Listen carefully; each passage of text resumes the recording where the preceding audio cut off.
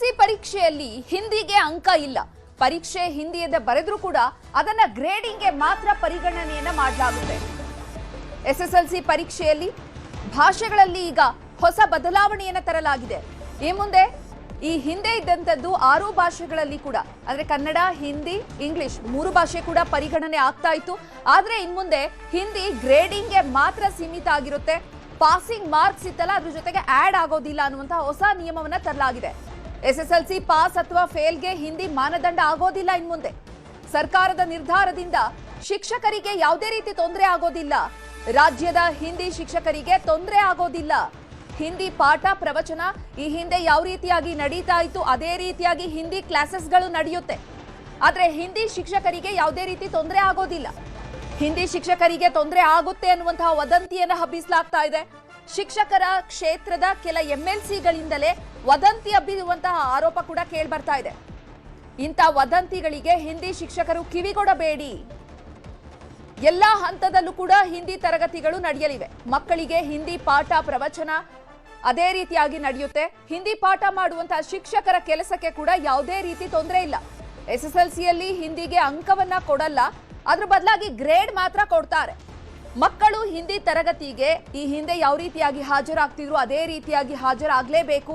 ಹೀಗಾಗಿ ಹಿಂದಿ ಶಿಕ್ಷಕರಿಗೆ ಯಾವುದೇ ರೀತಿ ತೊಂದರೆ ಆಗೋದಿಲ್ಲ. ಹಿಂದಿಯನ್ನ ಟೋಟಲ್ ಮಾರ್ಕ್ಸ್ ಇಂದ ಹೊರಗಡೆ ಇಡ್ತಿದ್ದಾರೆ. ಇದರಿಂದಾಗಿ ಹಿಂದಿ ತರಗತಿಗಳು ಸ್ಟಾಪ್ ಆಗುತ್ತೆ, ಹಿಂದಿ ಶಿಕ್ಷಕರನ್ನ ಕೆಲಸದಿಂದ ತೆಗೆಯಲಾಗುತ್ತೆ ಅನ್ನುವಂತಹ ರೀತಿಯಲ್ಲಿ ವದಂತಿಗಳನ್ನ ಹಬ್ಬಿಸಲಾಗ್ತಾ ಇದೆ. ಇದಕ್ಕೆ ಶಿಕ್ಷಣ ಸಚಿವರಾದಂತಹ ಮಧು ಬಂಗಾರಪ್ಪ ಅವರೇ ಸ್ಪಷ್ಟನೆಯನ್ನ ನೀಡಿರುವಂತದ್ದು, ಹಿಂದಿ ಶಿಕ್ಷಕರಿಗೆ ಯಾವುದೇ ರೀತಿಯ ಆತಂಕ ಬೇಡ. ಈ ಹಿಂದೆ ಇದ್ದಂತೆ ತರಗತಿಗಳು ನಡೆಯುತ್ತೆ, ಅಂದಮೇಲೆ ಹಿಂದಿ ಶಿಕ್ಷಕರು ಕೂಡ ಇರಲೇಬೇಕು ಅಂತ ಸ್ಪಷ್ಟನೆಯನ್ನ ನೀಡಿದ್ದಾರೆ. ಇನ್ನು ಈ ಬಗ್ಗೆ ಹೆಚ್ಚಿನ ಮಾಹಿತಿಯನ್ನ ನೀಡ್ತಾರೆ ನಮ್ಮ ಪ್ರತಿನಿಧಿ ಕೃಷ್ಣ. ದೂರವಾಣಿ ಸಂಪರ್ಕದಲ್ಲಿ ಜಾಯ್ನ್ ಆಗಿದ್ದಾರೆ. ಕೃಷ್ಣ, ಈ ಹಿಂದಿ ಭಾಷೆನ ಈ ಟೋಟಲ್ ಅಂಕದಿಂದಾಗಿ ಹೊರಗಡೆ ಇಟ್ಟು ಗ್ರೇಡ್ಗೆ ಸೀಮಿತಗೊಳಿಸಿರೋದ್ರಿಂದ ಹಿಂದಿ ಶಿಕ್ಷಕರಲ್ಲಿ ಆತಂಕ ಹೆಚ್ಚಾಗಿದೆ. ಮಧು ಬಂಗಾರಪ್ಪ ಈ ಕುರಿತು ಯಾವೆಲ್ಲ ಸ್ಪಷ್ಟನೆಗಳನ್ನ ನೀಡಿದ್ದಾರೆ?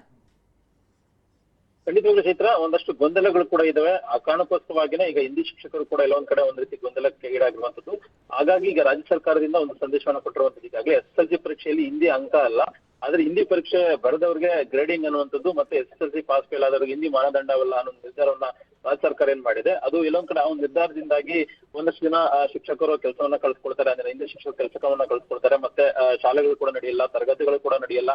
ಮತ್ತೆ ಜೊತೆಗೆ ಎಲ್ಲೊಂದ್ ಕಡೆ ಆ ಒಂದು ಶಿಕ್ಷಕರನ್ನ ಎಲ್ಲೋ ಒಂದ್ ಕಡೆಗೆ ಶಿಕ್ಷಕರ ಕ್ಷೇತ್ರದಿಂದ ಏನು ಎಂಎಲ್ಸಿಗಳಿಂದ ಗೆದ್ದಿದ್ದಾರೆ ಅವರು ಅವ್ರನ್ನ ಒಂದ್ ಸ್ವಲ್ಪ ಗೊಂದಲಕ್ಕೀಡು ಮಾಡುವಂತ ನಿಟ್ಟಿನಲ್ಲಿ ಕೂಡ ಸಂದೇಶನ ಕೊಡ್ತಾ ಇರುವಂತದ್ದು. ಇದೆಲ್ಲದಕ್ಕೂ ಕೂಡ ಯಾವುದೇ ಕಾರಣಕ್ಕೂ ಕೂಡ ಇದು ಸಮಸ್ಯೆ ಆಗೋದಿಲ್ಲ.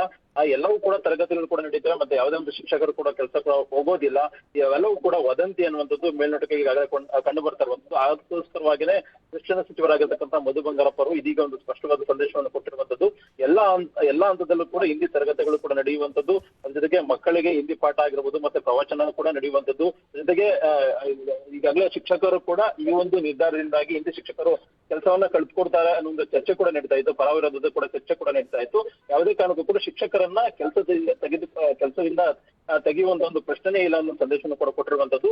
ಮತ್ತೆ ಈಗಾಗಲೇ ಮಕ್ಕಳು ಎಲ್ಲರೂ ಕೂಡ ಹಿಂದಿ ತರಗತಿಗೂ ಕೂಡ ಹಾಜರಾಗಬೇಕು, ಮತ್ತೆ ಹಿಂದಿ ಶಿಕ್ಷಕರಿಗೂ ಕೂಡ ಯಾವುದೇ ರೀತಿಯ ತೊಂದರೆ ಆಗದಿರುವಂತ ಹೇಳಿ ಕೂಡ ರಾಜ್ಯ ಸರ್ಕಾರ ಈಗ ಕ್ರಮವನ್ನು ಕೂಡ ವಹಿಸಿರುವಂತದ್ದು. ಒಂದ್ ಕಡೆ ಪ್ರತಿಪಕ್ಷ ಬಿಜೆಪಿ ಕೂಡ ದೊಡ್ಡ ಮಟ್ಟದಲ್ಲಿ ಚರ್ಚೆ ಕೂಡ ಮಾಡ್ತಾ ಇದೆ, ವಿರೋಧವನ್ನು ಕೂಡ ಮಾಡ್ತಾ ಇದೆ. ಅದಕ್ಕೋಸ್ಕರವಾಗಿನೇ ಈಗ ಶಿಕ್ಷಣ ಸಚಿವರಾಗಿರ್ತಕ್ಕಂಥ ಮಧು ಬಂಗಾರಪ್ಪ ಅವರು ಈಗ ಒಂದು ಸ್ಪಷ್ಟನೆ ಕೊಟ್ಟು ಯಾವುದೇ ಕಾರಣಕ್ಕೂ ಕೂಡ ಹಿಂದಿ ಶಿಕ್ಷಕರು ಇನ್ ಮುಂದೆ ಎದುರಬೇಡಿ, ಇಂದಿನಂತೆ ತಮ್ಮ ಕೆಲಸ ಕಾರ್ಯಗಳನ್ನು ನಡೆಸ್ಕೊಂಡು ಹೋಗಿ ಅನ್ನೋ ಒಂದು ಸಂದೇಶವನ್ನು ಕೊಟ್ಟಿರುವಂತದ್ದು. ಚೈತ್ರ, ಧನ್ಯವಾದ ಕೃಷ್ಣ ತಮ್ಮೆಲ್ಲ ಮಾಹಿತಿಗಾಗಿ.